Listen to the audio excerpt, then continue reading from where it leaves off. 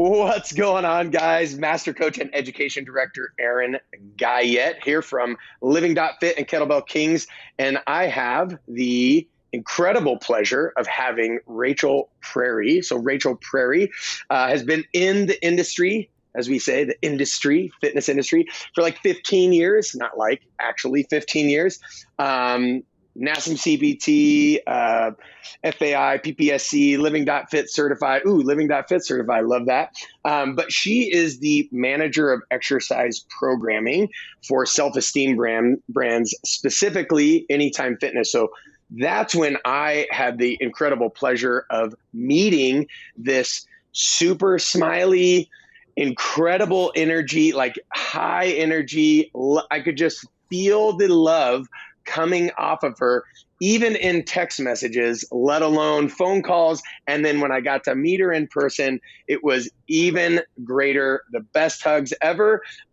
Rachel, it's an honor. It's an honor to have you on the show. I'm super pumped to have this talk. I'm excited about some of the rabbit trails that we get to go off on, as well as, just talking fitness. But speaking of fitness, how did you get into this thing that is the fitness industry? I'm super excited to see you and hear your voice, even if we're not hugging, but maybe someday soon. I got in, so I actually originally went to school to be a teacher, and I got all the way into student teaching, almost done, and I hated it. I didn't like it, and I didn't understand. Like, I thought my whole life I was going to be a teacher. So I finished with a bachelor's degree. And then after a series of layoffs in my new big gig job, I took a minute because I didn't really like this whole like corporate go to work, sit at a desk, go home, sit on the couch thing. I was like, oh, this is it. This is what we do now. So I got into running at the time. I know. I don't know if people know that about me, but I did a whole year of running because I didn't know what else to do. I actually never touched a weight until I got laid off. I never had a weight room in my high school or anything. And I started training myself and fell in love with it. And at the time, I was also a volleyball coach for years and years, probably over 10 years. And I just thought, okay, I'm going to regroup. Like, what are the things that I love? What brings me energy? And at the time, it was working out, lifting weights, and coaching. So I went back to school to be a trainer, which is really like being a teacher. So when I got there and started getting into that field, I was like, oh, this is the setting that that I needed to teach in. Like, that just wasn't the right fit.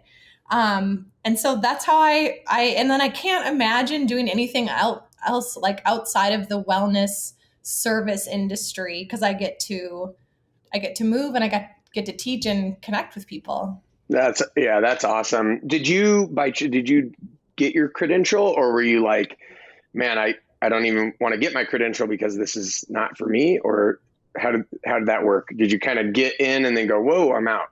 Or yeah, for teaching. Yeah, I just went in. I was student teaching at a local high school in Minneapolis, and I wanted specifically to teach high school because that's the volleyball age that I was coaching, and I just loved it.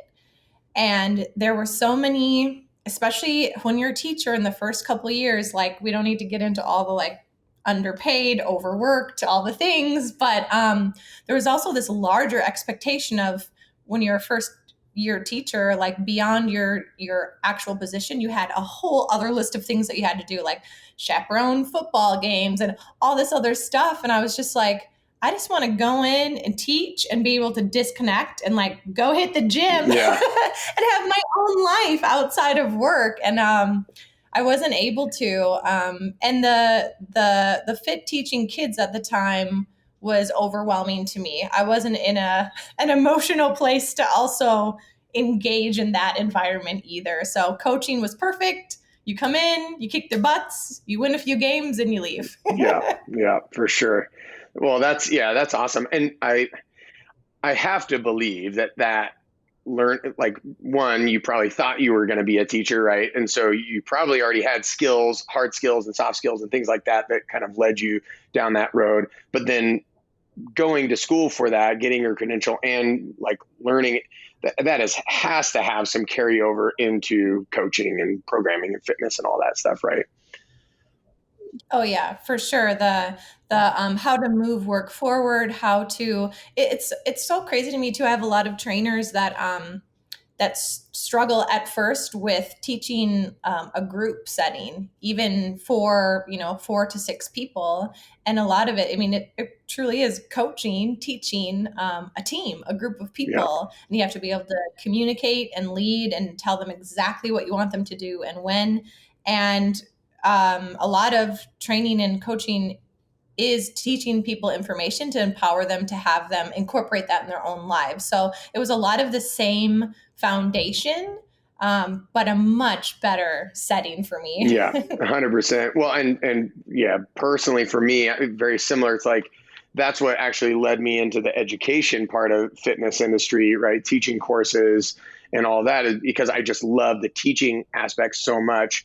I also love coaching, of course. And so clearly there's tons of crossover there. What would you say is like the big difference? I mean, besides the chaperoning and all, some of the ancillary things that added on, you're like, what the heck? But what would you say, if, for somebody that's like maybe at a crossroads, like, oh, should I teach or should I coach? What would you say is like, well, this is what you're going to get with that. That's different than you're going to get with this.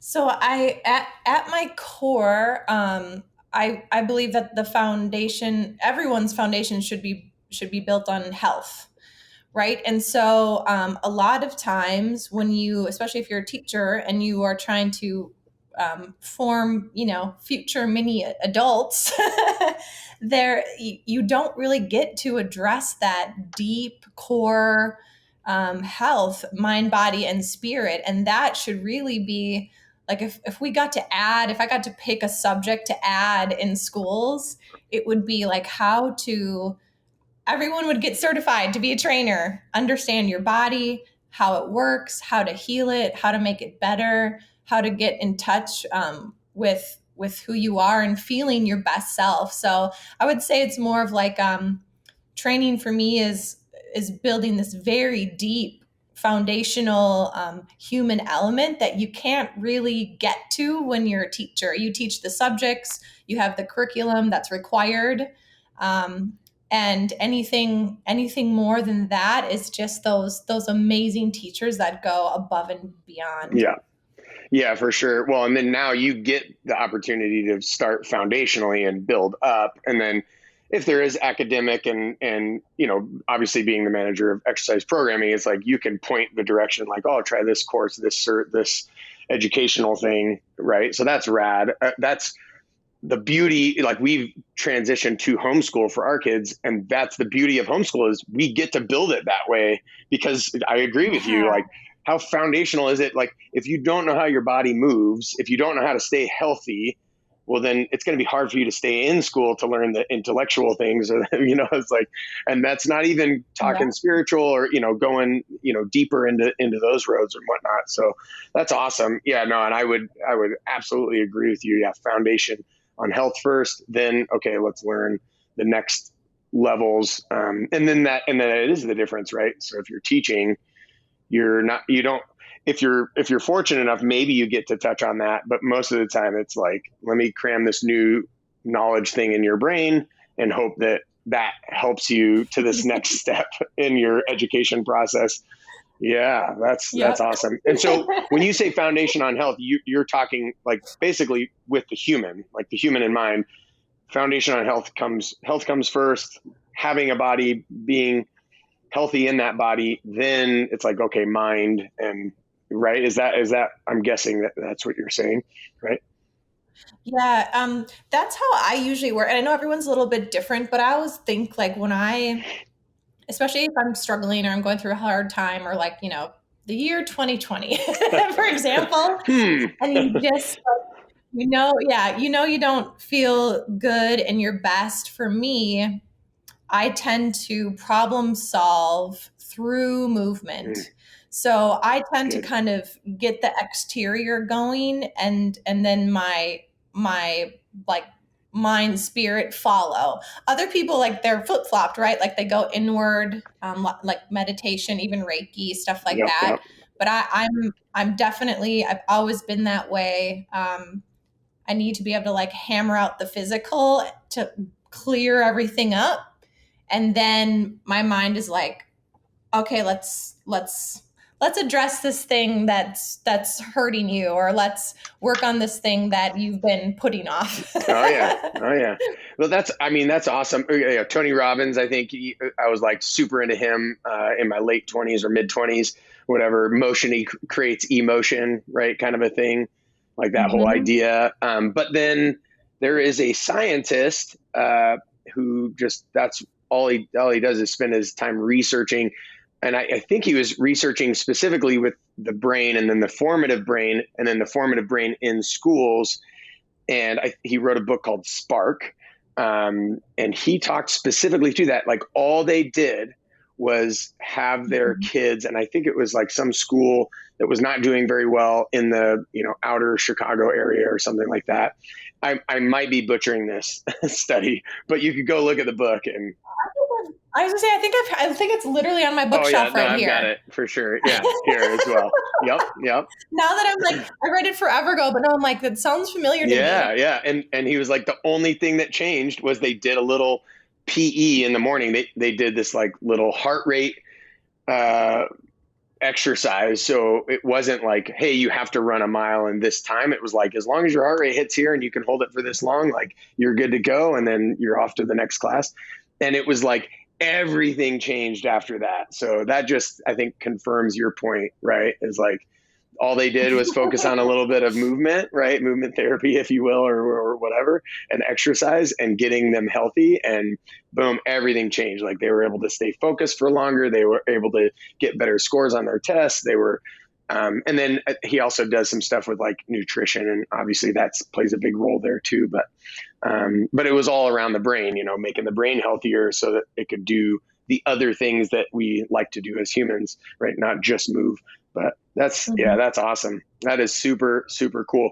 So speaking of brain and getting people smart, and we met, and Anytime Fitness does this really cool, or did this really cool before COVID, and we'll get into some of the trials and tribulations there, I'm sure. But you guys do this really cool thing where you regionally, and I think ultimately you do a much bigger one where it's like worldwide or whatnot, where you bring in trainers, owners, gym owners, the business part and the movement part, right, together. And then you're bringing them together to basically sharpen each other, network with each other, but also add, whether it's education from the business side or education from the fitness side and programming side. That's where I've had the great honor to be with you guys and help you guys sharpen your sword, so to speak. And then obviously, you just end up getting that in return by being around that many great people. So what was your role in that, and what's your thought process behind like education for whether it's a gym owner, a trainer in the gym, or whatnot?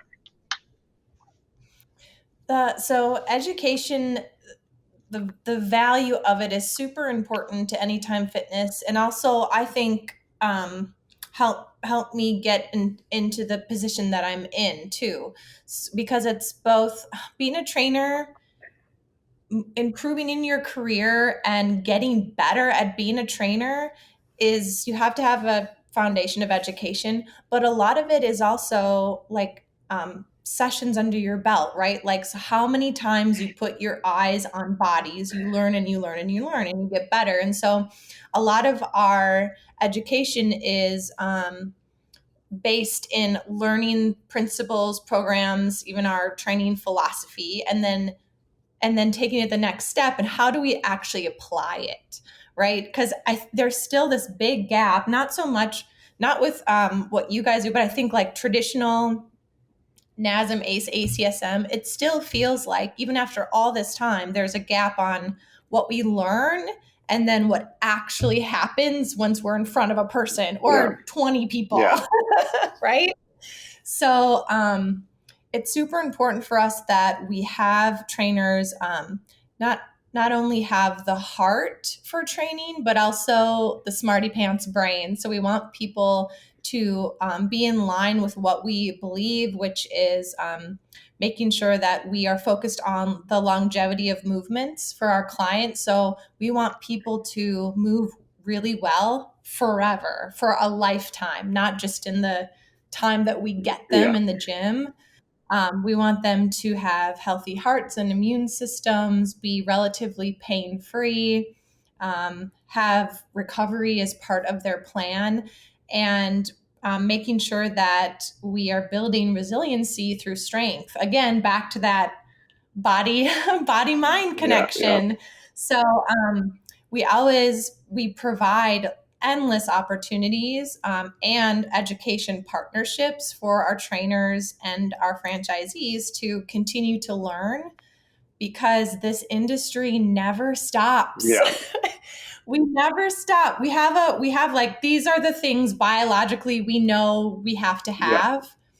But it always feels like as soon as we're like, yes, we've arrived, we're here, then we're like, oh, now we're over here. Yeah. So it's like we can't ever stop. Like we always have to hit, put our foot on the gas on learning more, getting better, and improving over time. Yeah, I mean, there's still cutting edge research being done on like muscle types and on the nervous system and all this stuff. And it's not like I think geology is more of like almost like a closed science. It's like we kind of know everything that we really need to know there. But yeah, the human body, I mean, that's another final frontier, right? Like space is a final frontier. It's like going into the mind. It's like, whoa, it's crazy. And that is a major player in this thing called movement. So it just makes sense. But yeah, I loved your perspective on that. And man, I just met so many people that you said, it's like they have a heart for it, but they also, they come in like always a white belt mentality, ready to learn, not like, oh, I got it figured out. Cause I've met, way too many of them. It's like they know just enough to get them in trouble, but they think they've got it all together. Mainly me in my 20s, right? 20 stupid years old. I got it all. I know it all. It's like, bro, you got a lot more. And now it's like, what I've discovered, and it seems like that's been the prevailing attitude of the anytime gym owner, the anytime trainer, right? It's like they're coming in and they're like, the more I learn, the more I realize that I have way more to learn, which is awesome. I mean, then it's about being present in your journey, where you're at in your journey, as opposed to like you said at the beginning, trying to make it. Oh, we're just going to make it. All we got to do is learn this and then we're good. All we got to do is get a cert and we're good. Right, Rachel? You've arrived. Yeah, you're there. Yeah, you got it all. You're perfect.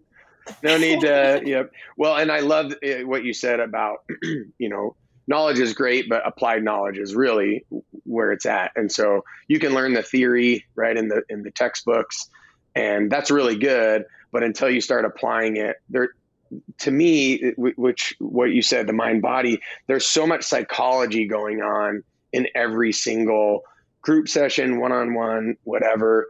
And obviously, it seems like with some of your entrepreneurial stuff, as well as, the stuff with Anytime, like you're right there and loving it, like wanting to like get better at that piece. What are some of the things that you have done to really improve how you approach people? And because Anytime, I mean, you're getting every kind of type of person, right? So we and myself included, we encourage curiosity, and we actually even have some courses for our franchisees and our trainers to take on listening. And I know it sounds crazy. Oh, I mean, maybe to the listener, but not to me. But it's so important when you're trying to connect with someone, and when you're trying to have true, authentic empathy and understand them. You have to be able to listen. And a big part of being a trainer, right? If I'm if I have to take in all this data, right? We gather all this, your medical history, a movement screen, we have bioscanners and heart rate monitor. We have all this stuff where we can collect and gather all this data. But again, application, it doesn't mean I still need to hear the story of the person and understand who you are, where you came from, how you got here, and why you're here, right? Because at the end of the day, I'm not going to so much talk to you about like how many burpees you can do. I want to remind you of why we're doing what we're doing, and why it's important to that person. So a lot of what it comes down to is, I always, especially when it comes to people, everyone has ego, right? But I try to leave that out of it and just shut that off and listen to the person in front of me. And it's helpful to, like, I love people. I love stories. Like, I could sit and just hear people talk all day, which is probably why training makes sense to me, because that's a lot of what it is. But our brand, we really do focus on the human aspect, the person in front of us, and trying to help them navigate this space, because there's a lot to it, and there's a lot going on. And the more we can narrow the scope and say, okay, here's what I'm hearing from you. Is this right? Talking back to the person, the better plan that we can create together. Because that's super important. It's not the trainer's in charge and then you do what I say. It's we're a partnership, and we're doing this together. So there has to be this open exchange of communication. Oh, that's beautiful. Yeah, that's the trailer right there. That's the snippet. That's the gold. I love that. That's awesome. And it's so true. And so you said some key words in there that allows us to transition to the topic that maybe we don't want to talk about, but I think is worth talking about, because I'm sure there's going to be some nuggets in that. And you said navigating that space and whatever. So obviously 2020 gave us some pretty large obstacles to navigate, specifically and especially if you're a small gym owner, or maybe even an anytime fitness gym owner, and you own a couple of gyms. Gyms seemingly have taken a pretty gnarly hit, and I've seen some people be able to pivot and kind of adapt, and I've seen a lot of people not be able to. And I just wanted to get your perspective on it, because you're able to see and you're connected with so many gym owners, so many trainers, so many coaches, that you had, well, one, your heart had to break, right? But also, like, so how did you guys, receive that, listen to that, adjust, help in that? What were some of the wins? Maybe there's some silver lining there. And then obviously, we could talk about the hard parts too, but it'd be rad to hear your perspective for sure. Yeah, so we, if people don't know, Anytime Fitness is the largest fitness franchise on the planet. We even have a place in Antarctica. So dude, respect. We, at some point in time, like the world was shut down for us, and it was heartbreaking is the right word, because we have intimate relationships with most of our franchisees. They are small business owners, though they're local communities serving local real people. And it was so painful, because really, our hands were tied. We did I will say this, so I'm so proud of some of the work that came out of it, and came out of it fast. Because, and I've talked about this before, if you know me, I love working for this large, global, huge scale.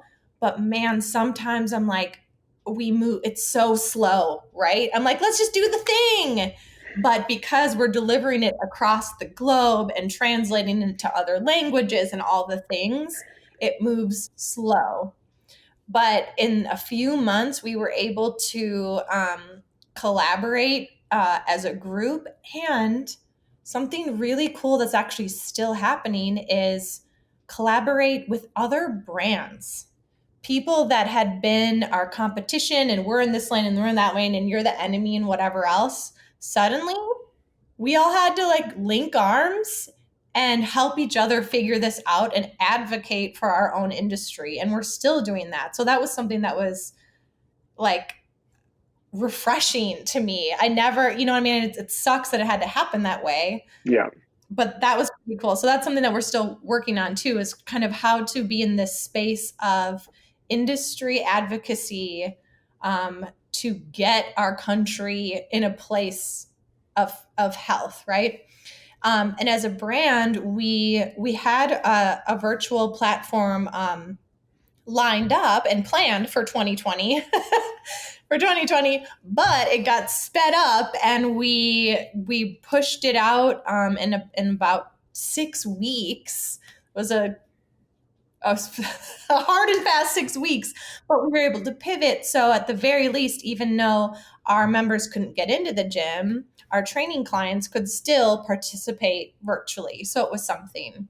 And with that came, vendor equipment kits at home and the ability to video chat. And so a lot of technology resources were put in place that were planned, but just got really, really sped up and are here to stay, which is great because now we have this whole other product, service, and source of revenue to offer people that we didn't have before.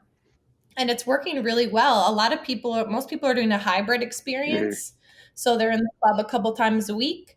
And then if they can't make it or whatever it might be, can't find a babysitter, they do it from home. So it was still a way to stay connected to our people and to each other. But the collaboration that came out of it and this kind of new world of as an industry, we have to be louder on people's behalf. No one's coming to save us. Superman doesn't exist here. No one's coming. So with that, that kind of beautiful new relationship was formed too. So it was hard. We, as an industry, what was it? 1.5 million people lost their jobs. Close to 50%. I can't remember if it was 40 or 50% of clubs closed permanently across the country. So we felt really lucky. For some of our clubs that did end up closing, other multi-club owners came in and purchased it. So they're still in our system. But yeah, I'm really proud. It was a really, really hard year, but I'm super proud of how we came together at corporate, in our larger franchisee network and in our larger industry, was kind of beautiful, really. Yeah, no, definitely beautiful. I mean, yeah, that's the silver lining that I've seen, right? Is collaboration and no longer seeing each other in this hyper competitive win-lose scarcity mindset. It's how can we win? Because if we win together, that means you win and I win, right? It's win-win-win as opposed to, I'm going to make you lose so that I win. It's man, that's such that's only sports, guys. That's not in humanity. Let's leave that in sports. Okay. No, I love that. And then leveraging technology. The cool part is you guys were already on track to do that. I mean, that was our benefit too, right? We were already there. So it was I guess we just put more effort into this and more time into this, and it worked good. So with the technology leveraging, I just had a clarification question. So is that small business ran? So at any of the franchisees can log in there and give training to their people, or is it led by HQ, or is it a bit of both? How does that work for any time? Yeah, so we have we created this coaching dashboard.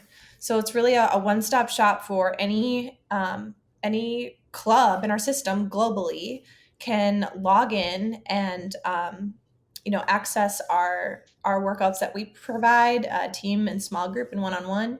They can build, edit, send, share. They can their own workouts, programs, plans, run all their virtual sessions, check-ins, store client data. So really what we did, we had stuff floating all over the place, and we just pulled it into one place that anyone can log in and access. As far as locally, it's up to the club how they want to, run their business, but they do have access to the tools. Yep. So they're there, they're available.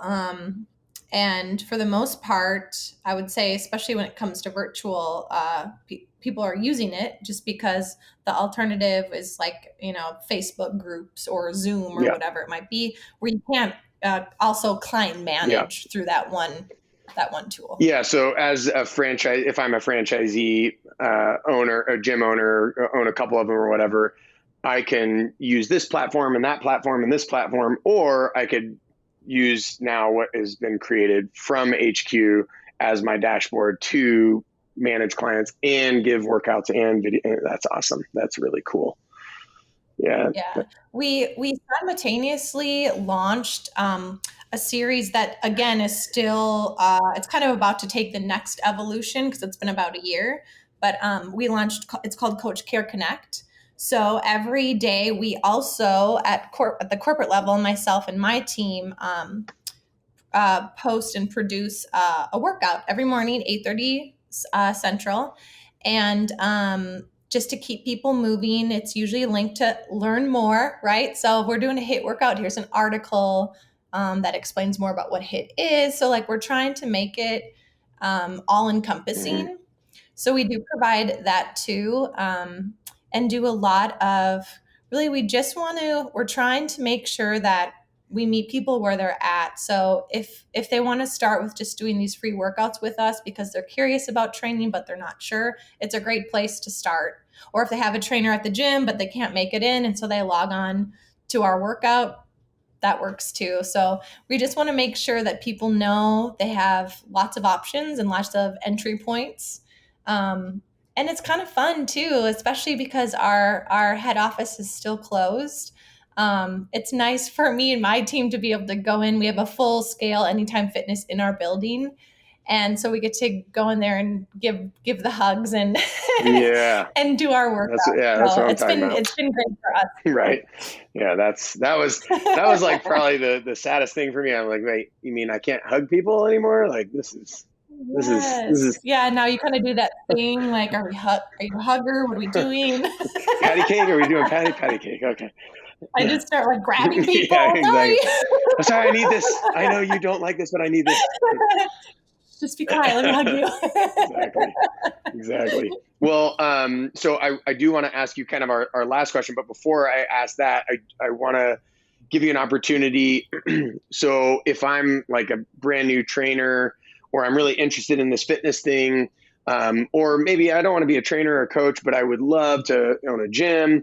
How would you advocate, or what would be the benefits to joining or starting an Anytime in their area?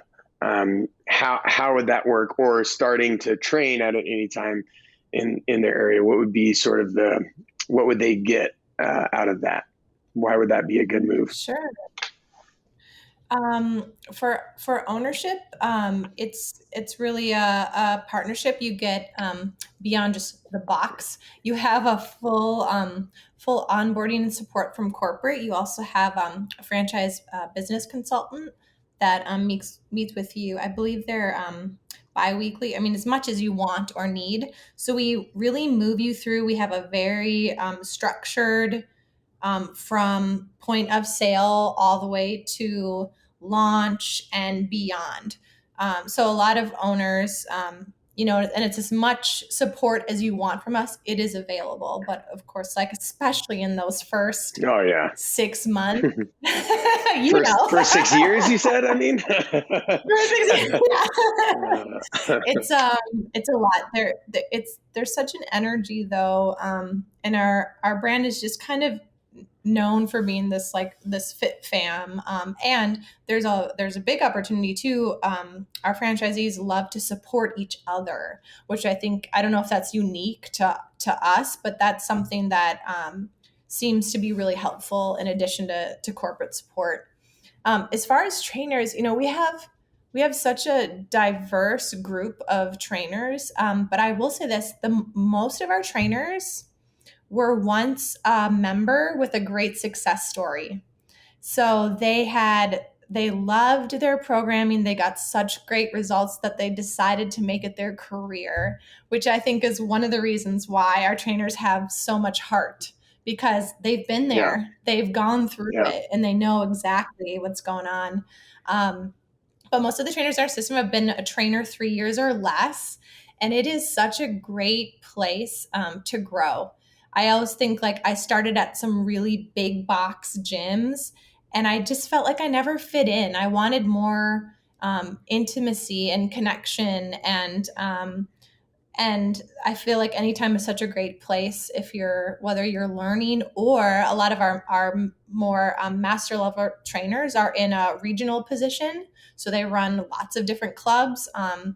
And a lot of them eventually would like to be an owner. So it's a way to progress through your career depending on where you're at. But either way, you'll get a big community behind you, and we know lots of education. Yeah, at that big box, you didn't get the intimacy because you weren't making sales. That's right. That's exactly what it was. And I was like, oh, this is actually a sale. I had more selling hours than I had training hours. It was crazy. Yeah.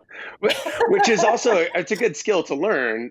But if you're you, right, and me, like, and I want to connect with people, I don't want to try to close people. I want to connect with people so that I can help them, so that they don't need me eventually, right? And they can be healthy individuals on their own, empowered, right, individuals on their own. It's just a different route, but it's not to say it's a bad thing. It's just the thing, yeah, for sure. So speaking of that, what is LivingFit to you? I don't know if speaking of sales, what is LivingFit to you? Speaking of not doing sales and helping connect with people, what is LivingFit to you? Man, you know what's great? LivingFit to me is changed, and it probably changes for everyone all the time. Like this definition of what healthy is, and even like day to day, maybe, right? But for me, it's really holistic. It can't just be movement. It can't just be nutrition. It can't just be recovery and sleep. It has to be this integrated system where you have, I don't want to say, I don't know if balance is the right word, but you have different components that make you whole.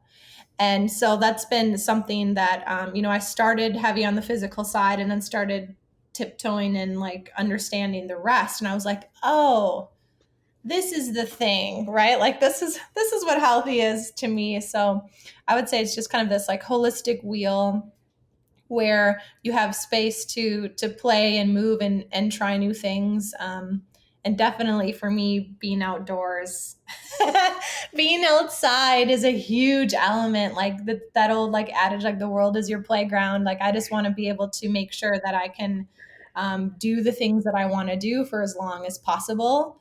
And, if I follow through on that, that means I have to have some other things in line to make that possible.